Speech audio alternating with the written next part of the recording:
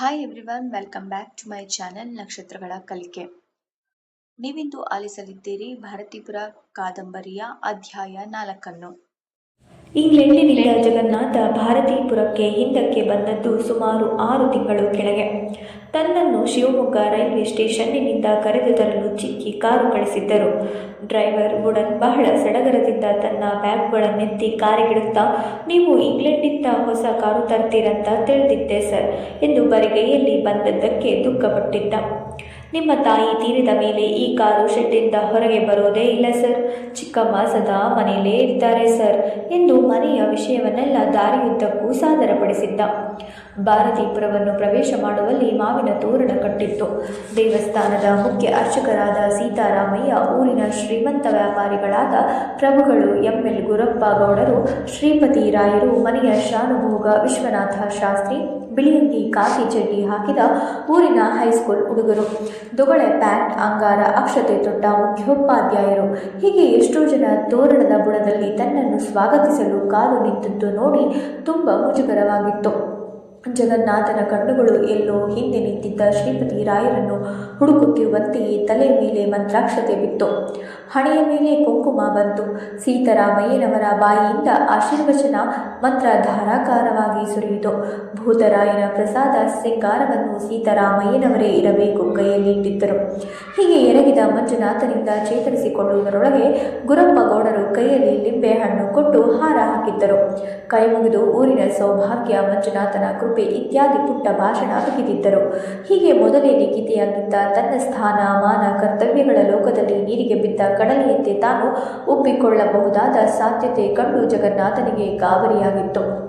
ಪ್ರಾಯಶಃ ಈ ಜನರ ಮನಸ್ಸಿನಲ್ಲಿ ನಿಜವಾಗಿ ತೊಡಗಬೇಕೆಂದರೆ ಮಂಜುನಾಥನನ್ನು ಮೊದಲು ತಿರಸ್ಕರಿಸಬೇಕು, ಅಂದರೆ ಅವನನ್ನು ನಂಬುವ ಜಾಗದಲ್ಲಿ ಇವರನ್ನು ನೋಯಿಸಬೇಕು ಎಂದು ಅಸ್ಪಷ್ಟವಾಗಿ ಜಗನ್ನಾಥನಿಗೆ ತಲೆಯ ಮೇಲೆ ಮಂತ್ರಾಕ್ಷತೆ ಅನಾಮತ್ತಾಗಿ ಬಿದ್ದ ಮರುಕ್ಷಣ ಶ್ರೀಪತಿ ರಾಯರು ಬಾಯಲ್ಲಿ ಕವಳ ತುಂಬಿಕೊಂಡು ಪಂಚೆಯ ಅಂಚನ್ನು ಕೈಯಲ್ಲಿ ಹಿಡಿದು ಹಿಂದುಗಡೆಯಲ್ಲೋ ಮುಗುಳು ನಗುತ್ತಾ ನಿಂತಿದ್ದರು. ಅವರ ನಗುವಿನ ಅರ್ಥ ಜಗನ್ನಾಥನಿಗೆ ಆಗಿತ್ತು. ನೀನು ಪ್ರಧಾನ ಧರ್ಮದರ್ಶಿಯಾದ್ದರಿಂದ ನಿನ್ನ ನಿರೀಶ್ವರ ವಾದವನ್ನು ನುಂಗಿಕೊಂಡು ಬದುಕು. ಈಗೋ ನಾನು ಬದುಕುತ್ತಿಲ್ಲವೇ ಹಾಗೆ, ಅವರವರ ನಂಬಿಕೆ ಅವರಿಗೆ ಅಂತ ತಿಳಿದು ಎನ್ನುವ ವಿಚಾರವನ್ನು ಅವರ ಪೊದೆ ಹುಬ್ಬಿನ ಕೆಳಗಿನ ಕಣ್ಣುಗಳು ಸೂಚಿಸುವಂತೆ ನಗುತ್ತಿದ್ದವು. ಬಾಯಲ್ಲಿದ್ದ ಕವಳನ್ನು ನುಗಿದು ಕೈಯೊಡ್ಡಿ ಬಂದರು. ಅಪ್ಪಿಕೊಂಡು ಬೆನ್ನು ತಟ್ಟಿದರು. ಗುರಪ್ಪ ಗೌಡರ ಜೊತೆ ಆಯಾಸವಾಗಿರಬೇಕಲ್ಲವೇ ಇತ್ಯಾದಿ ಲೋಕಾಭಿರಾಮ ಮಾತಿನಲ್ಲಿ ದನಿಗೂಡಿಸಿದರು. ಮನುಷ್ಯ ಹೇಗೆ ವಯಸ್ಸಾಗುತ್ತಾ ನಿರ್ಬಲವಾಗಿ ಜೀವನವನ್ನು ಅಸಹ್ಯ ಮಾಡಿಕೊಳ್ಳಲೆಂದು ಲಿಬರಲ್ ಆಗುತ್ತಾನೆ, ಪ್ರತಿ ಕಣ್ಣನ್ನು ಕನ್ನಡಿಯೆಂದು ತಿಳಿಯುವ ಸ್ವಭಾವದ ತನಗೆ ಈ ಲಿಬರಲ್ ಹ್ಯಾಪತನ ಹೇಗೆ ಒಂದಲ್ಲ ಒಂದು ದಿನ ಕಟ್ಟಿಟ್ಟದ್ದು ಎಂದು ಜಗನ್ನಾಥನಿಗೆ ಬಹಳ ಹೆದರಿಕೆಯಾಗಿತ್ತು. ಈ ಮುಗುಳು ನಗುವಿನ ಸೋಲಿನ ಒಪ್ಪಿಗೆಯ ಆಚೆ ಇನ್ನು ಯಾವುದಾದರೂ ಜರೂರು ಈ ವ್ಯಕ್ತಿಯಲ್ಲಿ ಉಳಿದಿದೆಯೇ ಎಂದು ಜಗನ್ನಾಥ ಅವತ್ತಿನಿಂದ ಇವತ್ತಿನವರೆಗೂ ರಾಯರಲ್ಲಿ ಹುಡುಕುತ್ತಲೇ ಇದ್ದಾನೆ. 42ರ ಚಳುವಳಿಯಲ್ಲಿ ಒಬ್ಬಂಟಿಯಾಗಿ ಕಚೇರಿ ಎದುರು ಉಪವಾಸ ಮಲಗಿ, ಅದಕ್ಕೂ ಹಿಂದೆ ಗಾಂಧಿಯ ಕರೆಗೆ ಜವಳಿ ಅಂಗಡಿಗೆ ಬೆಂಕಿಕ್ಕಿ, ಈಗ ಮುಗುಳು ನಗುವಿನ ಸೌಮ್ಯನಾದ ಬೇಕಾಯಿತೆ ಈ ಪೊದೆ ಹುಬ್ಬಿನವ ಎಂದು ಭಾರತದಲ್ಲಿ ನಮ್ಮನ್ನು ಹಣ್ಣು ಮಾಡುವ ಪರಿಸರದ ಬಗ್ಗೆ ಜಗನ್ನಾಥ ತುಂಬ ಯೋಚಿಸಿದ್ದ. ಎಲ್ಲರನ್ನೂ ಬಿಟ್ಟು ರಾಯರ ಜೊತೆ ಮನೆಗೆ ಬಂದಿದ್ದ. ಚಿಕ್ಕಿ ಸಖೇಶಿಯಾದ್ದರಿಂದ ಮುಖ ತೋರಿಸಿರಲಿಲ್ಲ. ಯಾರ ಮನೆಯದೋ ಹುಡುಗಿಯರು ಮನೆಯ ಹೊಸಿಲು ದಾಟುವ ಮುಂಚೆ ಓಕುಳಿ ಸುಳಿದು ಚೆಲ್ಲಿದ್ದರು. ನಡುಮನೆಯಲ್ಲಿ ಹೋಗಿ ರಾಯರ ಹತ್ತಿರ ಮಾತಾಡುತ್ತಾ ಕೂತ. ಅವನಿಗೆ ಗೊತ್ತು, ಮನೆ ದೇವರಿಗೆ ತಾನು ಮೊದಲು ನಮಸ್ಕಾರ ಮಾಡಿ ಆಮೇಲೆ ಚಿಕ್ಕಿಯಿಂದ ತಂಪಾದ ಹಾಲನ್ನು ಪಡೆದು ಕುಡಿಯಬೇಕೆಂದು ಚಿಕ್ಕಿ ಕಾತಿದ್ದಾರೆ. ಈ ನರಸಿಂಹ ಶಾಲಿಗ್ರಾಮ 1000 ವರ್ಷದಿಂದ ಮನೆಯಲ್ಲಿ ಪೂಜೆ ಮಾಡಿಸಿಕೊಂಡಿತ್ತೆಂದು ಪ್ರತೀತಿ. ಹಣೆಯ ಮೇಲೆ ಇಷ್ಟಗಳ ಕುಂಕುಮ ಬಿಟ್ಟಿದ್ದೆ. ಶಾನುಭೋಗ ಟೋಪಿಯನ್ನು ಕಂಕುಳಲ್ಲಿ ಅದುಮಿಕೊಂಡು ಒಳಗಿನಿಂದ ಹೊರಗಿನಿಂದ ಒಳಗೆ ಸುತ್ತಾಡಿದ. ದೇವರಿಗೆ ನಮಸ್ಕರಿಸಿ ಬಾ ಎಂದು ಹೇಳಲು ಯಾರಿಗೂ ಧೈರ್ಯವಿಲ್ಲ. ಜಗನ್ನಾಥ ಚಿಕ್ಕಿ ಎಂದು ಕರೆದ. ಚಿಕ್ಕಿ ನಡುಮನೆಗೆ ಬಂದು ಹಾಲು ಕೊಟ್ಟಿದ್ದರು. ಪ್ರೀತಿಯಿಂದ ಅವರನ್ನು ನೋಡಿದ. ಮಾತಿನ ಅವಶ್ಯಕತೆ ಇರಲಿಲ್ಲ, ಆದರೆ ಅವರು ಕೇಳಿದ್ದರೆ ಹೇಳಲೇಬೇಕಾಗುತ್ತಿತ್ತು. ಕ್ಷಮಿಸಿ, ದೇವರನ್ನು ನಂಬಿದರೆ ಇಲ್ಲಿಗೆ ತೀರಾ ಒಳಗಿನವನಾಗಿ ನಿರಾಕಾರನಾಗಿ ಬಿಡುತ್ತೇನೆಂದು ನನಗೆ ಭಯ. ದೇವರ ವಿಷಯದಲ್ಲಿ ಹೊರಗುಳಿಯದೆ ನಾನು ನಿಜವಾಗಿ ಈ ಊರಿನಲ್ಲಿ ತೊಡಗಲಾರೆ.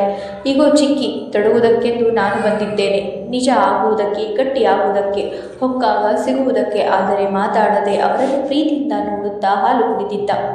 ನೋಡಲು ಅಮ್ಮನ ಹಾಗೆ, ಆದರೆ ಕೂದಲು ಕಮ್ಮಿ, ಸ್ವಲ್ಪ ಸಣ್ಣ ಹಣೆ, ಮುಖವನ್ನು ಸ್ವಲ್ಪ ಓರೆ ಮಾಡಿ ಮಾತಾಡುವುದಂತೂ ಅಮ್ಮನಂತೆಯೇ. ಬಿಳಿ ಸೀರೆ, ಬಿಳಿ ಕುಪ್ಪಸ. ತನಗಿದ್ದ ಆಸ್ತಿಯನ್ನು ಈ ಮನೆಗೆ ಸೇರಿಸಿ ಬಾಲವಿದೆಯ ಆದಾಗಿಂದ ಇಲ್ಲೇ ಬೆಳೆದವಳು, ತನ್ನನ್ನು ಬೆಳೆಸಿದವಳು. ದೂರಕ್ಕೆ ಭಾರತೀಪುರದವರೆಲ್ಲ ಮಂಜುನಾಥನ ಒಕ್ಕಲೆಂದು ಕಂಡರೂ ಹತ್ತಿರದಿಂದ ನೋಡಿದಾಗ ಒಬ್ಬೊಬ್ಬರು ಪ್ರತ್ಯೇಕ. ಆದರೆ ಮಂಜುನಾಥ ಅಳುವುದು ಏನನ್ನ, ಇವರ ಅಜ್ಞಾನವನ್ನೇ ಅಥವಾ ಜಗನ್ನಾಥನಿಗೆ ಯೋಚಿಸುವುದು ಕಷ್ಟವಾಯಿತು. ರಾಯರು ಊರಿನ ರಾಜಕೀಯದ ಬಗ್ಗೆ ಖುಷಿಯಾಗಿ ಮಾತಾಡಲು ಪ್ರಾರಂಭಿಸಿದರು. ರಾಜಕೀಯವೆಂದರೆ ರಾಯರಿಗೆ ಹುರಿಗಾಳು ಇದ್ದ ಹಾಗೆ. ಈ ಗುರಪ್ಪ ಗೌಡ ಹೇಗೆ ಗೆದ್ದದ್ದು ಅಂತಿ? ಮೊದಲು ಇವ ಜಸ್ಟಿಸ್ ಪಾರ್ಟಿ ಅಲ್ಲವಾ? 47ರಲ್ಲಿ ಕಾಂಗ್ರೆಸ್ ಸೇರಿದ. ಈ ಸಾರಿ ಚುನಾವಣೆಯಲ್ಲಿ ತಟ್ಟೆ ತುಂಬ ಮಂಜುನಾಥನ ಪ್ರಸಾದ ಕುಂಕುಮವನ್ನು ತಗೊಂಡು ಹಳ್ಳಿಲಿ ಮನೆಗೆ ಹೋದ. ಪ್ರಸಾದನ್ನ ಮುಟ್ಟಿಸಿ ಹಾಣೆ ಹಾಕಿಸಿಕೊಂಡ. ನಿಮಗೆ ಓಟ್ ಕೊಡ್ತೀನಿ ಅಂತ. ಮೊದಲೇ ಗೌಡರ ಮಕ್ಕಳು ಅಲ್ವಾ. ಜೊತೆಗೆ ಜಗನ್ನಾಥನಿಗೆ ಪ್ರಯಾಣದಿಂದ ಆಯಾಸವಾಗಿತ್ತು. ಸ್ನಾನ ಮಾಡಲೆಂದು ಎದ್ದು ನಿಂತ. ರಾಯರಿಗೆ ಹೇಳಬೇಕೆನ್ನಿಸಿತು, ಚುನಾವಣೆ ವಿಷಯ ಬೇಡ, ಈ ಚಿಲ್ಲರೆ ರಾಜಕೀಯ ಬಿಟ್ಟುಬಿಡಿ. ಈ ಭಾರತೀಪುರದಲ್ಲಿ ಮೂಲಭೂತವಾದ ಕ್ರಿಯೆ ಸಾಧ್ಯವೇ ಅಂತ ಯೋಚಿಸೋಣ. ಸ್ನಾನಕ್ಕೆ ಇಳಿ ಎಂದ. ಇಲ್ಲ, ನನ್ನ ಸ್ನಾನವಾಗಿದೆ ಎಂದರು ರಾಯರು. ಊಟಕ್ಕೆ ಇಲ್ಲೇ ಇರಿ ಎಂದರು ಚಿಕ್ಕಿ.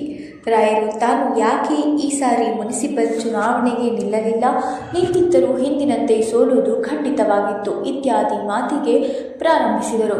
ಗಾಂಧಿಯನ್ನು ಒಂದು ಕಾಲದಲ್ಲಿ ಹಿಂಬಾಲಿಸಿದ ಈ ಮಂದಿಯ ಬಗ್ಗೆಯೇ ಜಗನ್ನಾಥನಿಗೆ ಬೇಸರವಾಯಿತು. ಆದರೆ ಇಂಗ್ಲೆಂಡಿನ ಪಬ್ಬುಗಳ ಹಿತಕರವಾದ ವಾತಾವರಣದಲ್ಲಿ ಬೆಳೆದ ಮಾರ್ಕ್ಸ್ವಾದದಿಂದ ರಾಯರನ್ನು ತಾನು ಅಳೆಯುವುದು ಸರಿಯಿಲ್ಲವೆಂದುಕೊಂಡು ಬಚ್ಚಲಿಗೆ ಹೋಗಿ ಸ್ನಾನ ಮಾಡಿದ. ಟಬ್ಬಿನಲ್ಲಿ ಮಲಗಿ ಸ್ನಾನ ಮಾಡಿ ಬಂದವನಿಗೆ ಮುಖಕ್ಕೆ ಸೋಪು ಹಚ್ಚಿಕೊಂಡು ಚೊಪ್ಪಿಗಾಗಿ ತಡಕಾಡುವುದು, ಧಾರಾಳವಾಗಿ ಮೈಮೇಲೆ ನೀರು ಸುರಿದುಕೊಳ್ಳುವುದು ಬಹಳ ಖುಷಿಯನ್ನಿಸಿತ್ತು.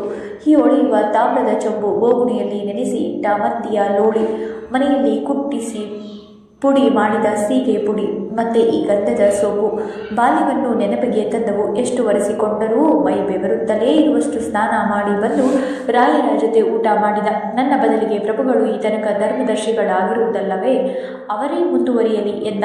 ಒಳಗಿನಿಂದ ಈ ಮಾತು ಕೇಳಿಸಿಕೊಂಡ ಚಿಕ್ಕಿ, ಅದು ಹೇಗಾಗುತ್ತೋ ಎಂದರು. ರಾಯರು ಅರ್ಥಪೂರ್ಣವಾಗಿ ತನ್ನನ್ನು ನೋಡಿ ನಕ್ಕರು. ಊರಿಗೆ ಬಂದ ಮಾರನೇ ದಿನದಿಂದಲೇ ತನಗೂ ಭಾರತೀಪುರಕ್ಕೂ ನಡುವೆ ಹೊಸ ಸಂಬಂಧವನ್ನು ಸೃಷ್ಟಿಸಿಕೊಳ್ಳಲು ಪ್ರಯತ್ನಿಸಿದ್ದ. ಹೈಸ್ಕೂಲಿನ ಸಭಾಂಗಣದಲ್ಲಿ ತನ್ನನ್ನು ಸತ್ಕರಿಸಲು ಸೇರಿದ ಜನರಿಗೆ ರಸಲ್ಲನ ವಿಚಾರ ಕುರಿತು ಮಾತಾಡಿದ್ದರಿಂದ ಕಿಂಚಿತ್ತೂ ಪ್ರಯೋಜನವಾಗಲಿಲ್ಲವೆನ್ನುವುದು ಜನ ತನ್ನ ಮಾತಿಗೆ ತಲೆದೂಗುತ್ತಾ ಮೆಚ್ಚುತ್ತಿದ್ದ ಕ್ರಮದಿಂದಲೇ ತಿಳಿದಿತ್ತು.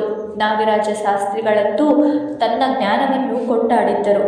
ಇದೆಲ್ಲ ನಮಗೇನು ಹೊಸದೆ, ಲೋಕಾಯುತ ಮಾರ್ಗದಲ್ಲಿ ಆಗಲೇ ಬಂದು ಹೋದದ್ದಲ್ಲವೇ ಎಂದಿದ್ದರು. ಯಾವ ಮಾರ್ಗದಿಂದ ನಾನು ಇಲ್ಲಿ ನಿಜವಾದೇನು? ಊರು ಸೃಷ್ಟಿಶೀಲವಾದೀತು, ಕ್ರಮ ಯಾವುದು ಎಂದು ಜಗನ್ನಾಥ ಬಹಳ ಯೋಚಿಸಿದ. ಮೊದಲನೇ ಅಗತ್ಯ ಜನ ಹೇಗೆ ಬದುಕುತ್ತಾರೆ ಎಂದು ತಿಳಿಯುವುದು ಎನ್ನಿಸಿತು. ಶಿವಮೊಗ್ಗದಿಂದ ಬರುವಾಗ ದಾರಿಯಲ್ಲಿ ಅವನನ್ನು ಈ ಪ್ರಶ್ನೆ ಬಾಧಿಸಿತ್ತು. ಬ್ರಾಹ್ಮಣನಾಗಿ ಶ್ರೀಮಂತನಾಗಿ ಹುಟ್ಟಿ ಬೆಳೆದ ತನಗೆ ಈ ನೆಲದ ವಿಷಯ ಹೆಚ್ಚು ತಿಳಿಯದು. ಫಲ ಕೊಡುವ 4-6 ಮರಗಳನ್ನು ಗುರುತಿಸಬಲ್ಲೆ, ಕೆಲವು ಹಕ್ಕಿಗಳ ಹೆಸರು ಹೇಳಬಲ್ಲೆ.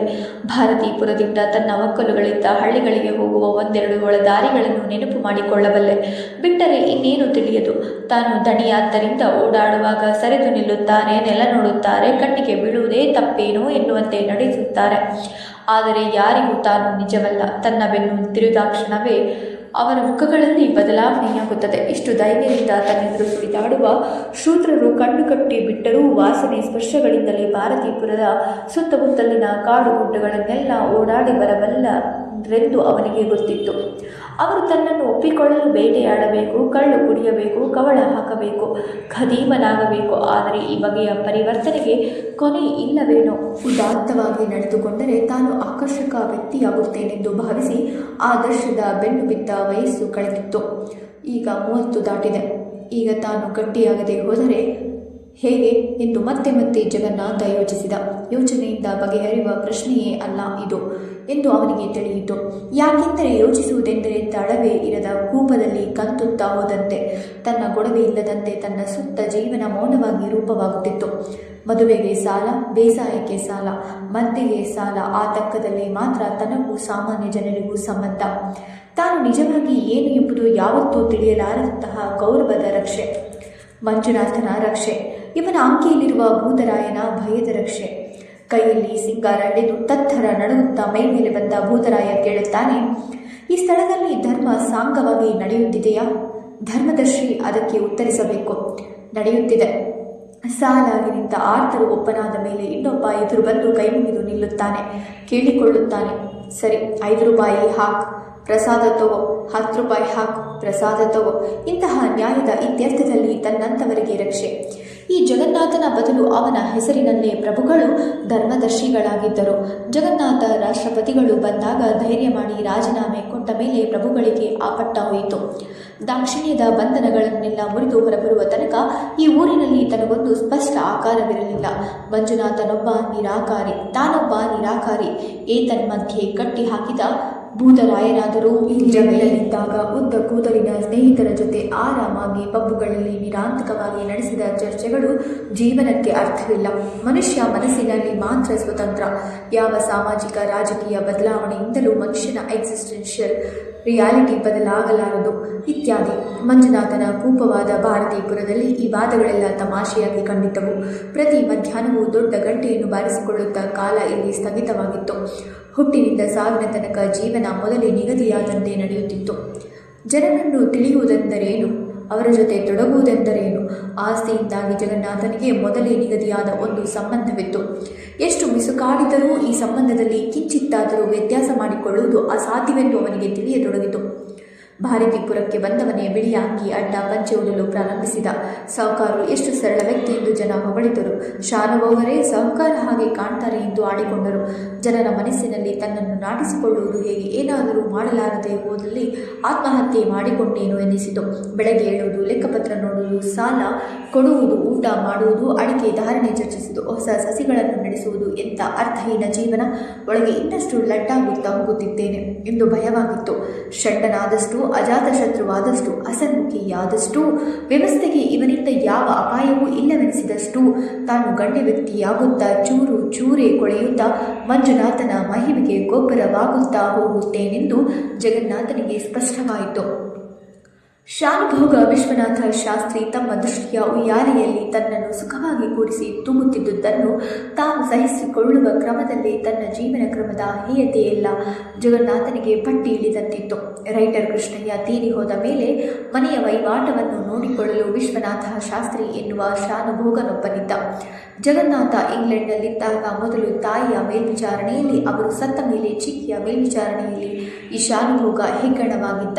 ವಿಶ್ವನಾಥ ಶಾಸ್ತ್ರಿಯ ವಾಸ ರೈಟರ್ ಕೃಷ್ಣಯ್ಯ ಇದ್ದಲ್ಲೇ. ಮನೆಯ ಉತ್ತರದ ಪಕ್ಕಕ್ಕೆ ಆಫೀಸು, ಶಾಸ್ತ್ರೀಯ ಭಾಷೆಯಲ್ಲಿ ಎಸ್ಪೇಟು ಆಫೀಸು. ಅದಕ್ಕೆ ಅಂಟಿಕೊಂಡಂತೆ ಒಂದು ಮನೆ, 6 ಚಿಲ್ಲೆ ಪಿಲ್ಲೆ ಮಕ್ಕಳು, ಹೆಂಡತಿ, ವಿಧವೆಯಾದ ಅತ್ತೆ. ಇಷ್ಟು ಶಾಸ್ತ್ರೀಯ ಸಂಸಾರ.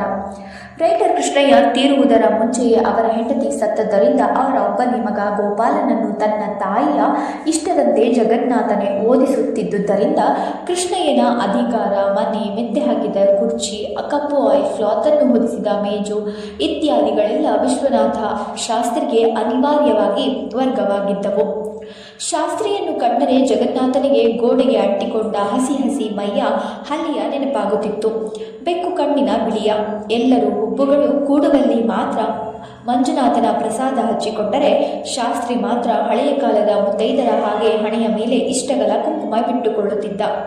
ಎಷ್ಟಗಲದ ಕುಂಕುಮ ಅಂದೆಂದರೆ ಜಗನ್ನಾಥ ಒಮ್ಮೆ ರಾಯರೆದುರು ತಮಾಷೆ ಮಾಡಿದ್ದ. ಮಂಜುನಾಥನ ಮಹಿಮೆಯನ್ನು ಅಬ್ಬರಿಸಿ ಕಣ್ಣಿಗೆರಚುವಷ್ಟು ರಾಷ್ಟ್ರಪತಿಗಳ ಹೆಂಡತಿಯ ಹಣೆಯಿಂದ ಹಿಡಿದು ತರಕಾರಿ ಮಾರುವ ಬೆಂಗಳೂರಿನ ಹೆಂಗಸಿನ ಹಣೆಯ ತನಕ ಈ ಕುಂಕುಮ ಪ್ರಸಾದ ಪ್ರಸಿದ್ಧವಾದುದರಿಂದ ಸಾರುವಷ್ಟು. ಸಾಲದಕ್ಕೆ ರೈಟರ್ ಕೃಷ್ಣಯ್ಯನ ಸ್ಥಾನಕ್ಕೆ ಬಂದವನು ತಾನಾದ್ದರಿಂದ ಈ ಕುಂಕುಮದ ಜೊತೆಗೆ ಕಚ್ಚೆ ಪಂಚೆ, ಅದರೊಳಕ್ಕೆ ತೂರಿಸಿದ ಶರ್ಟು, ಟೈ, ಗ್ಯಾಬರ್ಡ್ರೀನ್ ಕೋಟು, ಕರಿ ಟೊಪ್ಪಿ ಇಲ್ಲದೆ ಅವನು ಜನರ ಕಣ್ಣಿಗೆ ಬೀಳುತ್ತಿರಲಿಲ್ಲ. ಟೋಪಿ ಮತ್ತು ಟೈಗಳಿಲ್ಲದೆ ಜಗನ್ನಾಥನ ಕಣ್ಣಿಗೆ ಅವನು ಬಿದ್ದಿದ್ದೆಂದರೆ ಒಂದು ದಿನ ಇಳಿ ಹೊತ್ತಿನಲ್ಲಿ ತೋಟದೊಳಗೆ ವೆಂಕಪ್ಪನೆಂಬ ಆಳಿನ ಹೆಂಡತಿಗೆ 5 ರೂಪಾಯಿ ನೋಟನ್ನು ತೋರಿಸುತ್ತಾ ಕಾಮಾತುರದ ಆರ್ತ ಭಂಗಿಯಲ್ಲಿ ಆತ ನಿಂತಿದ್ದಾಗ ಒಂದು ಕಾಲನ್ನು ದರಿಯ ಮೇಲಿಟ್ಟು ಇನ್ನೊಂದನ್ನು ತಂಗಿನಲ್ಲಿಟ್ಟು ಅವಳಿಗೆ ಹತ್ತಿರವಾಗಲೇನು ಮೊಣಕಾಲೆತ್ತರದ ಧರೆಯನ್ನು ಹತ್ತಲು ಅವಣಿಸುತ್ತಾ ಸುತ್ತಮುತ್ತ ನೋಡುತ್ತಾ ಈಗೋ ಇನ್ನು ವರ್ಷದಲ್ಲಿ ಹತ್ತಿ ಬಿಟ್ಟು ವಯ್ಯಾರದಲ್ಲಿ ವಲ್ಲದ ಅವಳ ಮೈಯನ್ನು ಬಳಸಿದಾಗ ಮಾತ್ರ ಶಾಸ್ತ್ರಿ ಟೋಪಿ ಹಾಕಿರಲಿಲ್ಲ, ಟೈ ಕಟ್ಟಿರಲಿಲ್ಲ. ಮಾತಿನಲ್ಲಿ ಶಾನುಭೋಗ ಶಾಸ್ತ್ರಿ ಬಲು ನಿಪುಣ.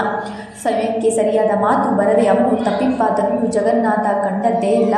ಉಪಚಾರ, ಘಾಟಿತನ, ನಯವಿನಯಗಳಿಂದ ನೊರೆಗರೆಯುವ ಅವನ ಮಾತುಗಳಿಂದ ಸಾರಾಂಶ ರೂಪವಾಗಿ ಆಗಬಹುದು ಅಥವಾ ಆಗಲ್ಲ ಎನ್ನುವ ಅಭಿಪ್ರಾಯವನ್ನು ಕಡಿದು ತೆಗೆಯುವುದು ಯಾರಿಗೂ ಸಾಧ್ಯವಿರಲಿಲ್ಲ. ಕೆಲವು ಮಾತುಗಳಲ್ಲಿ ಬಿಗಿಯುತ್ತಾ, ಇನ್ನು ಕೆಲವು ಮಾತುಗಳಲ್ಲಿ ಸಡಿಲಿಸುತ್ತಾ, ಈಗ ಬೇಕಾಗುತ್ತಾ, ಈಗ ಪೇಜಿಗೆ ಸಿಕ್ಕ ಇಲಿಯಾಗುತ್ತಾ ನೀಡುತ್ತಿದ್ದಾನೆ ಎನ್ನುವಷ್ಟರಲ್ಲೇ ನಿಗ್ರಹಿಸುತ್ತಾ ಶಾಸ್ತ್ರಿ ನೀಡುತ್ತಿದ್ದ ಮಾತಿನ ಜಾಲದ ಸಂಪೂರ್ಣ ಅನುಭವವಾಗುತ್ತಿದ್ದುದು ಸಾಲ ಕೇಳಲು ಬರುತ್ತಿದ್ದವರಿಗೆ. ಜಗನ್ನಾಥ ಏಕಾದಶಿ ದಿನ ಮಾತ್ರ ಶಾಸ್ತ್ರಿಯ ಮುಖ ನೋಡುವುದಕ್ಕೆ ಸಾಧ್ಯವಾಗುತ್ತಿರಲಿಲ್ಲ. ಮಂಜುನಾಥನ ಕುಂಕುಮ ಪ್ರಸಾದವಿಲ್ಲದ ಅವನ ಬೋಳು ಹಣೆ ಬಿಕೋ ಎಂದು ಹಾಡು ಸುರಿಯುವಂತಿರುತ್ತಿತ್ತು. ಹೀಗೆ ಹಣೆಯಲ್ಲಿ ಮಂಜುನಾಥನ ಪ್ರಸಾದದ ಇರುವಿಕೆ ಅಥವಾ ಇಲ್ಲದಿರುವಿಕೆಯಿಂದಲೇ ಜನರ ಮೂಡಿನ ಮೇಲೆ ಶಾಸ್ತ್ರಿ ಪ್ರಭಾವ ಬೀರುತ್ತಿದ್ದುದರಿಂದಲೋ ಏನೋ ಭಾರತೀಪುರದವರೆಲ್ಲ ಆತನನ್ನು ಕುಂಕುಮದ ಶಾಸ್ತ್ರಿಗಳೆಂದು ಕರೆಯುವುದು ಬಹಳ ಸಮರ್ಪಕವೆನ್ನಿಸುತ್ತಿತ್ತು. ಈ ಶಾಸ್ತ್ರಿ ಜಗನ್ನಾಥನನ್ನು ನಿಸ್ಸಹಾಯಗೊಳಿಸುವಷ್ಟು ಅವನ ಸುತ್ತ ಮಾತಿನ ಬೆಣ್ಣೆಯ ಕೋಟೆಯನ್ನೇ ಕಟ್ಟಿದ್ದ. ಇಂಗ್ಲೆಂಡ್ನಿಂದ ಬಂದಾಗ ಜಗನ್ನಾಥನಿಗೆ ಇದ್ದ ಜನಸಂಪರ್ಕದ ಏಕಮಾತ್ರ ಮಾಧ್ಯಮವೆಂದರೆ ಅವನಿಗಿದ್ದ ಆಸ್ತಿ. ಆದರೆ ಜಗನ್ನಾಥ ಯಾವುದರಲ್ಲೂ ತನ್ನನ್ನು ಮೀರಿ ಹೋಗದಂತಹ ವ್ಯವಸ್ಥೆಯನ್ನು ಶಾಸ್ತ್ರಿಗೆ ನಿರ್ಮಿಸಿದ್ದ. ತನ್ನ ಕಿವಿಗೆ ಬೀಳುವಂತೆ ಶಾಸ್ತ್ರಿ ಗಟ್ಟಿಯಾಗಿ ಜನರ ಹತ್ತಿರ ತನ್ನನ್ನು ಹೋಳುತ್ತಿದ್ದ ವೈಖರಿ ಜಗನ್ನಾಥನನ್ನು ತುಸು ತುಸುವೆ ನಿರ್ಬಲನನ್ನಾಗಿ ಮಾಡಿತ್ತು. ತನಗಿದ್ದಂತೆಯೇ ಶಾಸ್ತ್ರಿಗೂ ಎಲ್ಲರೂ ತನ್ನನ್ನು ಪ್ರೀತಿಸಬೇಕೆಂಬ, ಯಾರೂ ತನ್ನನ್ನು ದ್ವೇಷಿಸಬಾರದೆಂಬ ಆಸೆ ಇದ್ದುದನ್ನು ಕಂಡು ಜಗನ್ನಾಥನಿಗೆ ತನ್ನ ಬಗ್ಗೆ ಹೇಸಿಗೆ ಹೆಚ್ಚಾಗಿತ್ತು. ತನಗಿರುವ ದೌರ್ಬಲ್ಯ ಶಾಸ್ತ್ರಿಗೆ ತಿಳಿದಿದೆ ಎಂದು ಈ ದೌರ್ಬಲ್ಯವನ್ನು ಬಳಸಿಕೊಂಡು ಅವನು ಗಟ್ಟಿಯಾಗುತ್ತಿದ್ದಾನೆಂದು ಇನ್ನಷ್ಟು ತನ್ನ ಬಗ್ಗೆ ಜಿಗುಪ್ಸೆ ಹುಟ್ಟಿತ್ತು. ತನ್ನ ವ್ಯಕ್ತಿತ್ವದ ವಿಕಾರದ ಇನ್ನೊಂದು ರೂಪವಾದ ಈ ಶಾಸ್ತ್ರಿ ಹಿತವಾದ ಪ್ರತಿಬಿಂಬವನ್ನು ಮೂಡಿಸಿಕೊಳ್ಳಲು ಹೇಗೆ ಮಾತಿನ ಜಾಲವನ್ನು ಕಟ್ಟುತ್ತಾನೆಂದು ಕಂಡು ಗಾಬರಿಯಾಯಿತು. ಈ ನುಣ್ಣನೆಯ ಹಸಿ ಹಸಿಮೈಯ ಜಂತುವನ್ನು ನಾನು ನೋಯಿಸಬಲ್ಲೆನಾದರೆ ನನ್ನ ದೌರ್ಬಲ್ಯವನ್ನೇ ಮೀರಲು ಪ್ರಾರಂಭಿಸಿದಂತೆ ಎಂದು ಅನ್ನಿಸತೊಡಗಿತು.